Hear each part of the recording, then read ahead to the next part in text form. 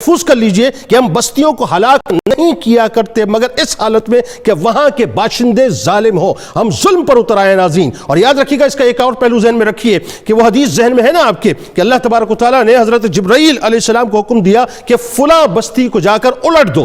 جبرائیل علیہ السلام نے عرض کیا کہ یا اللہ اس میں آپ کا ایک ایسا بندہ رہتا ہے جس نے پلک جھپکنے کے برابر بھی کبھی بھی آپ کی نافرمانی نہیں کی ہے۔ اللہ تبارک و تعالیٰ نے فرمایا کہ اس کے سمیت بستی کو الٹ دو، اس کے سمیت الٹ دو اور سب پر عذاب نازل کر دو، کیونکہ اس کے سامنے میری نافرمانیاں ہوتی رہی ہیں لیکن کبھی اس کی پیشانی پر بل نہ آیا اور کبھی اس نے کسی کو نہ روکا، لہٰذا ہلاک کر دو۔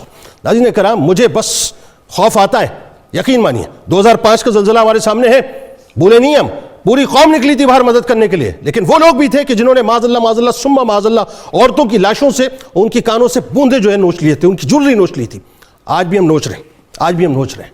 یہ ذہن میں رکھیے گا کہ اللہ تعالیٰ کے خوف عذاب سے ڈریں، ورنہ کل بروز محشر یہی 23 لوگوں کے 46 ہاتھ ہوں گے اور کتنے گریبان ہوں گے ہمیں اندازہ نہیں ہوگا اس بات کا۔ آئیے ناظرین چلتے ہیں کتاب الشفا کی جانب اور آدھے سر کے درد کا علاج آپ کو بتلاتے ہیں۔ اگر کسی کو آدھے سر کا درد ہو تو سورۃ الرعد کی آیت نمبر 16 پڑھ کر دم کر لیں، انشاءاللہ بہت جلد شفا مل جائے گی۔ حضرت علی کرم اللہ وجہہ الکریم کا قول مبارک ہے کہ سخاوت انبیاء کرام علیہ السلام کا خلق ہے اور دعا اولیاء کرام کا ہتھیار ہے۔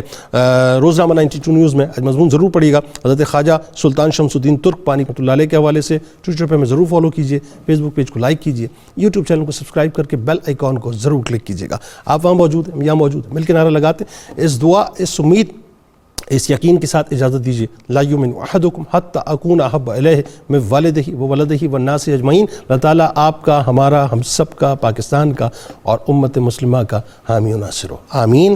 پاکستان کا مطلب کیا؟ لا الہ الا اللہ محمد رسول اللہ صلی اللہ علیہ وآلہ وسلم۔